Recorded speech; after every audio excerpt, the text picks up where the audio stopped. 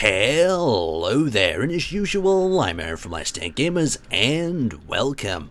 So today I've been messing around with a little bit of a walking drone concept, and I've been building it on an existing drone from the workshop. There'll be a link to that in the description, but apart from that, I'm going to show you this rather interesting thing that I've been working on.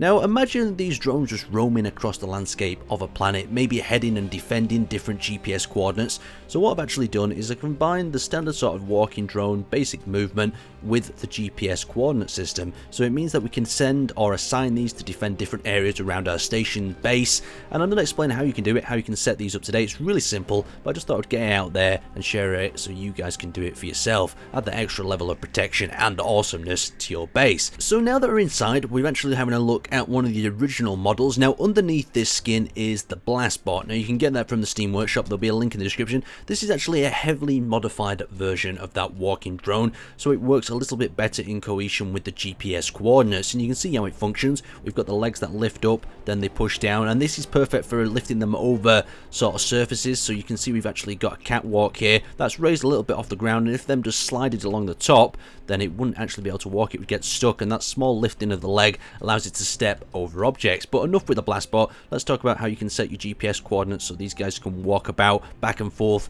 adding patrol routes to your station and defending it. So first off, the important thing to notice is where the GPS coordinates actually appear. So you can go to the GPS tab, and if we add new from current position, you notice that it'll actually pop out at our legs at the bottom. So we're going to need to use this to align this with the actual remote control block, because the remote control block has to go over the GPS marker for it to actually meet that autopilot sort of coordinate, you could say.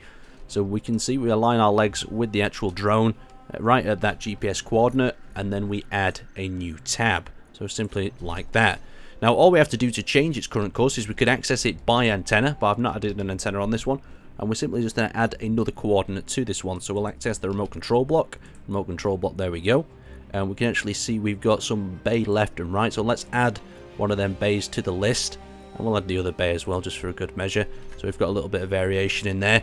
So now I've added that bay to the list, what will actually happen, it'll continue on its GPS coordinates route, and then it will return to these other bays that I've actually added. So you can see one of the bays is going to be on this side and one of the bays is on that side. So I could actually assign cargo if this was carrying cargo on the front or something to a different zone around my station. It's a little bit fun. Of course it's overly complicated, but that's where all the fun relies. I mean, if it was so simple you just send it through a conveyor, then it's pretty damn boring. But this adds a whole nother depth of things. But the main reason for this is using for mobile sentries. So out here you can see we've got our roaming sentries crossing the landscape back and forth, and we could also assign them just like our worker drone inside to different coordinates where they could defend and attack. But what I'm going to do is reconfigure these so they'll defend the area from some passing fighters, and we'll just see how well they do.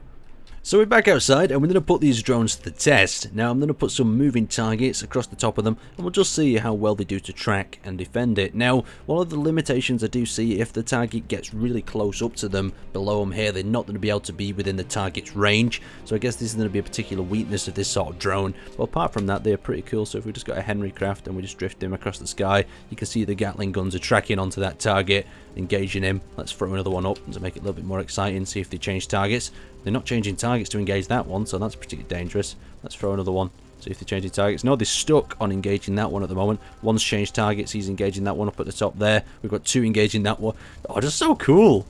Definitely a perfect way of defending your base. I mean, they're overly complicated, overly fun. But I'd rather be confronted when I land and see a massive drone with a machine gun on its head, rather than just a turret that's stuck in the ground. But just another alternative way of defending your base and having a bit of fun at the same time. Anyway, I'd like to thank you guys for watching. It's been pretty fun building these, having a mess around and trying to make them follow this GPS coordinate.